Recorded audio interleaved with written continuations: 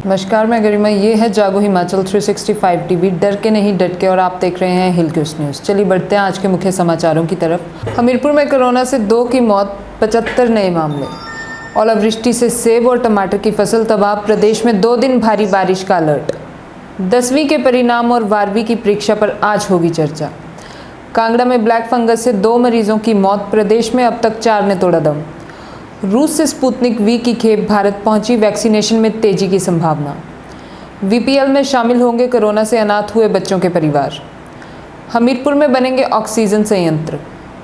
Petrol diesel के बढ़ते दामों से नहीं मिल रही राहत। 4 मई से अब तक 17 बार बढ़े रेट।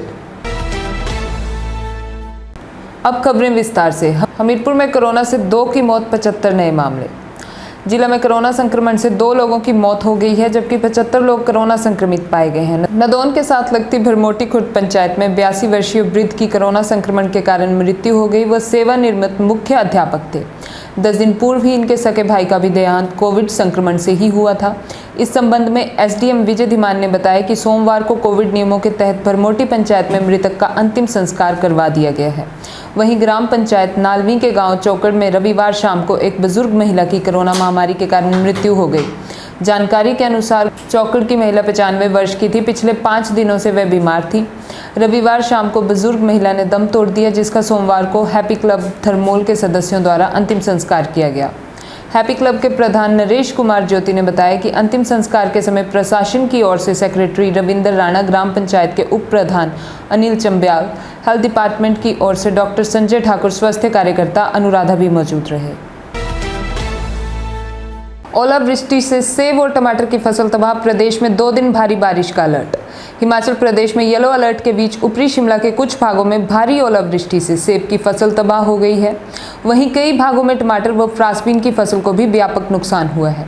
इससे किसानों बागवानों की चिंता बढ़ गई है। मौसम विज्ञान केंद्र शिमला ने प्रदेश में मैदानी और मध्य ऊंचाई वाले भागों में 2 जून तक भारी बारिश का अलर्ट जारी किया है।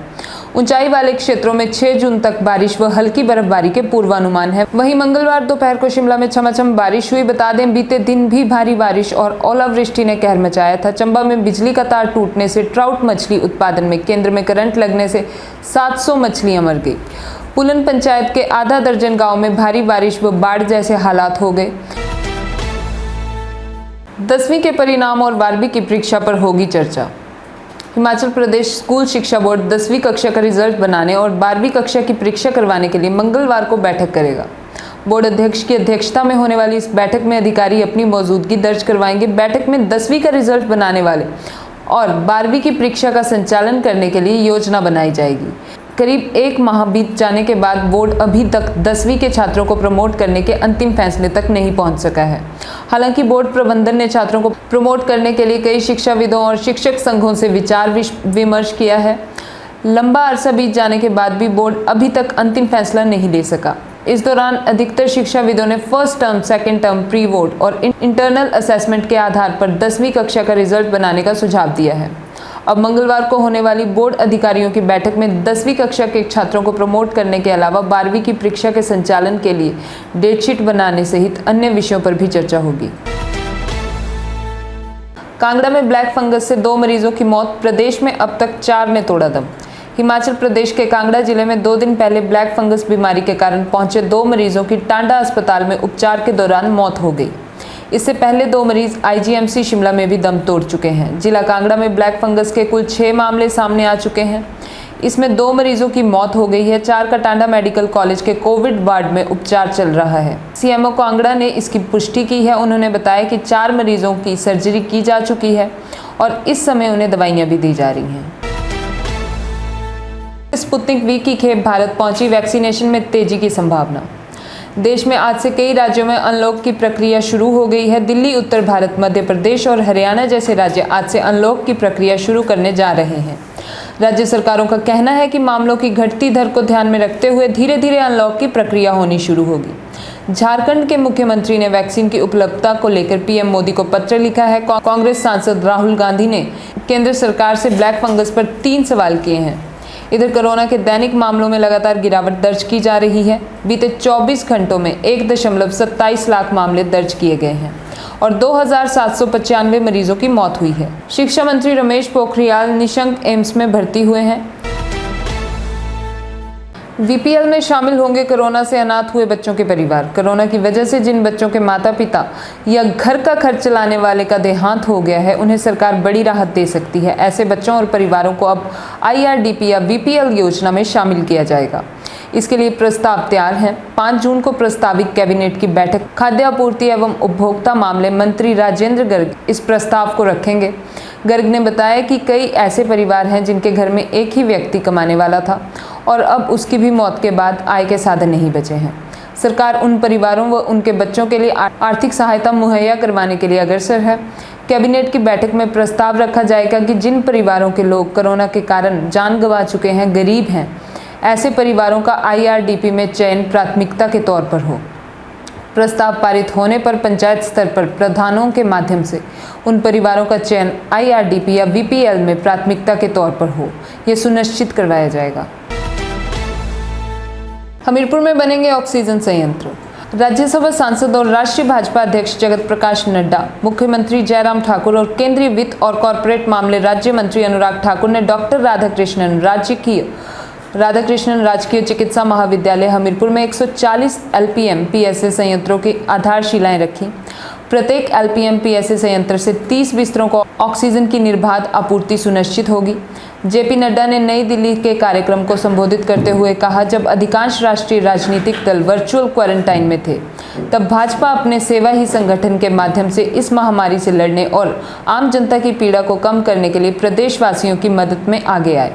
जगत प्रकाश नड्डा ने कहा कि केंद्र सरकार ने इस महामारी के दौरान देश के किसानों की सुविधा के लिए उर्वरकों में अनुदान प्रदान किया, जिससे देश के करोड़ों किसान लाभान्वित हुए।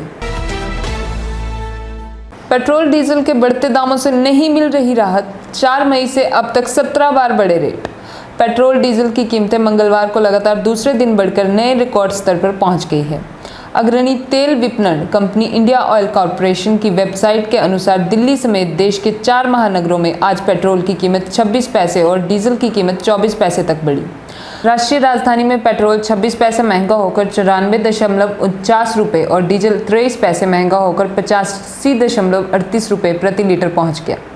4 मई से अब तक 17 दिन इनके दाम बढ़ाए गए हैं, जबकि शेष 12 दिन कीमतों में कोई बदलाव नहीं किया गया है। इस दौरान दिल्ली में पेट्रोल 4.09 रुपये तथा डीजल 4.65 रुपये महंगा हो चुका है। मुंबई और कोलकाता में पेट्रोल 25 पैसे महंगा होकर क्रमशः 100.72 रुपये और 94.50 रुपये प्रति लीटर पर पहुंच गया है। धन्यवाद और जुड़े रहिए हिलकोस्ट न्यूज के साथ। हेलो हिमाचल 365 टीवी सूचना, समाचार, मनोरंजन, एजुकेशन और भी बहुत कुछ लेकर आ रहा है। This is Himachal 365 TV and you're watching Hillquist News. I am Garima. मेरा नाम है आशीष। ये है हिमाचल 365 टीवी और आप देख रहे हैं हिलक्विस्ट टीवी न्यूज। हम जल्द आ रहे हैं पूरे हिमाचल की ताजा तरीन खबरों के साथ। हर तरह के समाचारों के लिए देखिए हिमाचल 365 टीवी और जुड़े रहिए हिलक्विस्ट न्यूज के साथ। नमस्कार, मैं मोनिका राणा। ये है जागो हिमाचल 365, डर के नहीं डट के, और आप देख रहे हैं हिलक्विस्ट न्यूज चैनल। तो चलिए शुरू करते हैं आज की खबरों के साथ। हिमाचल में घरेलू एलपीजी सिलेंडर के दाम में बदलाव नहीं, व्यावसायिक हुआ सस्ता। करियाड़ा के जाबाज सैनिक अमन शर्मा का चेन्नई में राजकीय सम्मान के साथ अंतिम संस्कार। बद्दी में नशे के सामान के साथ 2 प्रवासी गिरफ्तार। गांजा बेचने से पहले पुलिस ने धरे, छानबीन शुरू। इकोनॉमी में 40 साल की सबसे बड़ी गिरावट। वित्त वर्ष 2020-21 में जीडीपी -7.3%। हिमाचल में स्कूल खुलने से पहले सभी शिक्षकों व गैर शिक्षक कर्मियों को लगेगी कोरोना वैक्सीन। पुलिस ने टेम्पो में सवार 26 वर्षीय युवक से बरामद की चिट्टे की बड़ी खेप। नाकाबंदी के दौरान की कार्रवाई। 12वीं की परीक्षा रद्द होगी या नहीं, पीएम मोदी की महत्वपूर्ण बैठक के बाद फैसला संभव। अब खबरें विस्तार से। हिमाचल में घरेलू एलपीजी सिलेंडर के दाम में बदलाव नहीं, व्यावसायिक हुआ सस्ता। हिमाचल प्रदेश में इस माह घरेलू गैस सिलेंडर के दाम में कोई बदलाव नहीं हुआ है। मई के रेट ही इस माह भी लागू रहेंगे। घरेलू उपभोक्ताओं को होम डिलीवरी सहित 906 रुपये चुकाने पड़ेंगे। सब्सिडी के तौर पर 31.83 रुपये वापस मिलेंगे। होम डिलीवरी में 52.50 रुपये निर्धारित हैं। महाव्यावसायिक गैस सिलेंडरों के दाम 122 रुपये कम हुए हैं। जून में डिलीवरी शुल्क सहित 1,623 रुपये देने होंगे। मंगलवार से पूरे प्रदेश में गैस सिलेंडरों को नए दाम लागू हो जाएंगे। करियाड़ा के जांबाज सैनिक अमन शर्मा का चेन्नई में राजकीय सम्मान के साथ अंतिम संस्कार। उपमंडल देहरा के अंतर्गत गांव करियाड़ा के 22 साल के जांबाज सैनिक अमन शर्मा का सोमवार देर सायं राजकीय सम्मान के साथ तमिलनाडु चेन्नई एयरफोर्स सेंटर में अंतिम संस्कार हो गया। उनके बड़े भाई अमित शर्मा ने मुख्य अग्नि दी। करियाड़ा के युक्त जांबाज सैनिक के निधन से जहां समूचे क्षेत्र में शोक की लहर है, तो वहीं प्रदेश मुख्यमंत्री जयराम ठाकुर, जिलाधीश कांगड़ा राकेश प्रजापति, एसडीएम देहरा धनबीर सिंह ठाकुर, प्रदेश उद्योग मंत्री विक्रम सिंह ठाकुर, पूर्व कामगार एवं कर्मचारी कल्याण बोर्ड के वाइस चेयरमैन सुरेंद्र सिंह मनकोटिया आदि ने भी गहरा दुख व्यक्त किया है। गौरतलब रहे कि करियाड़ा के जांबाज सैनिक अमन शर्मा एयरफोर्स में बतौर medical assistant corona positive ward में पिछले करीब 15 दिनों से लगातार अपनी सेवाएं दे रहा था। इस दौरान वो खुद कोरोना की चपेट में आ गया। इसके बावजूद वो अपनी ड्यूटी पर डटा रहा और कोविड मरीजों का उपचार करते करते वो वार्ड में ही ऑन ड्यूटी अचानक साइलेंट हार्ट अटैक आने से जमीन पर गिर गया और उसकी थोड़ी देर बाद मौत हो गई। बद्दी में नशे के सामान के साथ 2 प्रवासी गिरफ्तार। गांजा बेचने से पहले पुलिस ने धरे छानबीन शुरू। औद्योगिक क्षेत्र बीबीएन में नशे के खिलाफ छेड़े अभियान के तहत बद्दी के एसआईयू की टीम ने 16 किलो गांजे की खेप के साथ 2 नशा तस्करों को गिरफ्तार किया है। आरोपी बिहार से नशे की खेप लेकर आए थे और बद्दी सीमा पर स्थित स्टोन क्रशर के पास गांजा बेचने की फिराक में थे, लेकिन बद्दी पुलिस की एसआईयू के चौकस जवानों ने दोनों तस्करों को धर दबोचा। पुलिस ने मामला दर्ज करते हुए आरोपियों को गिरफ्तार कर लिया है। इकोनॉमी में 40 साल की सबसे बड़ी गिरावट। वित्त वर्ष 2020-21 में जीडीपी -7.3%। कोरोना काल में भारतीय अर्थव्यवस्था को 40 साल का सबसे बड़ा झटका लगा है। वित्त वर्ष 2020-21 में देश की जीडीपी -7.3% रही। इस लिहाज से देखा जाए तो पिछले 40 वर्ष में अर्थव्यवस्था का सबसे खराब दौर है। इससे पहले 1979-80 में यह -5.2% दर्ज की गई थी। उस वक्त इतनी बड़ी गिरावट की वजह सूखा पड़ना था। इसके अलावा कच्चे तेल की कीमतें भी दोगुनी बढ़ गई थी। उस समय जनता पार्टी की सरकार केंद्र में थी, तो जो 33 महीने बाद गिर गई। हालांकि राहत की बात यह है कि पिछले वित्त वर्ष की चौथी तिमाही में जीडीपी 1.6% बढ़ी है। हिमाचल में स्कूल खुलने से पहले सभी शिक्षकों व गैर शिक्षक कर्मियों को लगेगी कोरोना वैक्सीन। हिमाचल में शिक्षण संस्थानों को खोलने से पहले सरकारी और निजी स्कूलों के शिक्षकों और गैर शिक्षक कर्मचारियों को कोरोना वैक्सीन लगाई जाएगी। राज्य सरकार की मंजूरी के बाद इसके लिए प्रक्रिया शुरू हो गई है। निदेशक उच्चतर शिक्षा विभाग डॉक्टर अमरजीत शर्मा ने इसको लेकर सभी जिलों के शिक्षा उपनिदेशकों को सर्कुलर जारी कर दिया है। राज्य में 45 साल से अधिक आयु के शिक्षकों को पहले ही वैक्सीन लग चुकी है। अब 18 से 44 साल आयु के शिक्षकों को वैक्सीन लगाने के लिए स्पेशल ड्राइव चलाया गया है। पुलिस ने टेम्पो में सवार 26 वर्षीय युवक से बरामद की चिट्टे की बड़ी खेप। नाकाबंदी के दौरान की कार्रवाई। उपमंडल करसोग में पुलिस को चिट्टा पकड़ने में कामयाबी मिली है। यहां शिमला करसोग मार्ग पर एक युवक से पुलिस ने नशे की खेप बरामद की है। पुलिस ने एनडीपीएस एक्ट के तहत केस दर्ज कर युवक को गिरफ्तार कर लिया है।